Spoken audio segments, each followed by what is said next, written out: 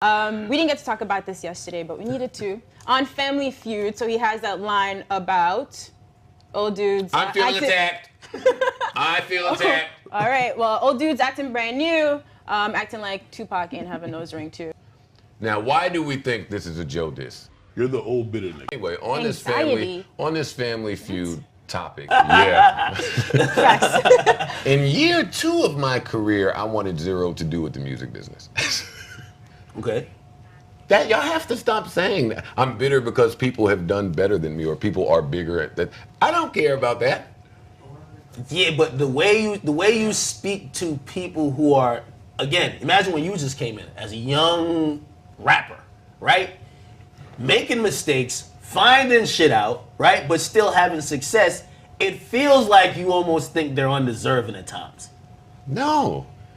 The tone, No. it's a lot about This tone. the music business or tone, that's for idiots.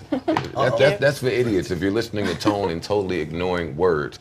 The music business is one of the only places, Leor told me this at 20 years old, that dropouts like me can take care of not only my entire family, but a hit record takes care of too many families. I want people to get their money. What are you talking about? You know why I personally think you're bitter? Because of this. I like this topic. You're bitter because... So you're changing No. the first I think that's a perception of why you're bitter. Oh, I agree with that. know Okay. why you're bitter. All right. Okay, You're say good. bitter because Birdman era. you see a lot of people succeeding at and getting accepted for things that you have done very early.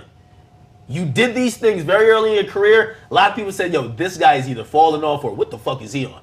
Now people do it. They get praised like, oh, this is great.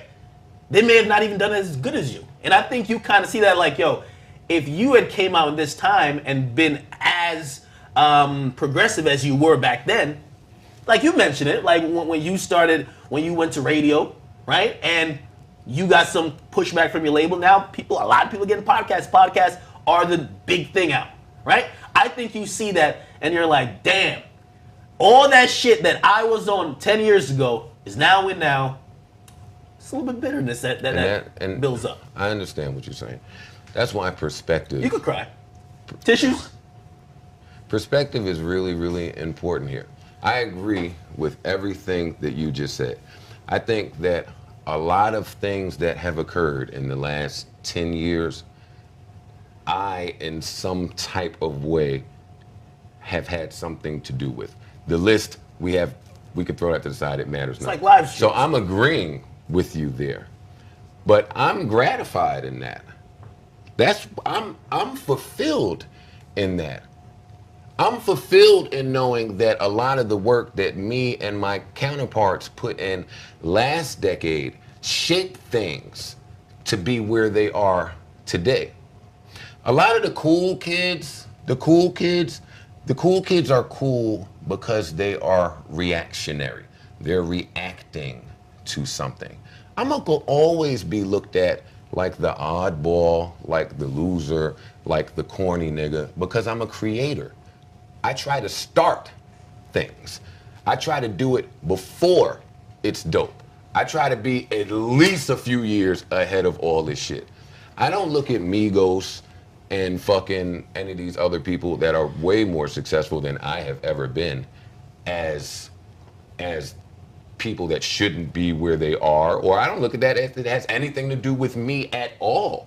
I look at it more so and just can identify because I'm seeing a lot of the things that I saw as soon as I got signed still occur. And I would like for them to be a little wiser or be a little more armed with the tools and information so they can get further than we ever did. What type of hater would I be? Shouldn't we want tomorrow to be better than yesterday? I'm a nigga of hope and faith. They should be more popping than what we were last year. Academic, when I put my first album out, I sold 500,000 records. That was a flop.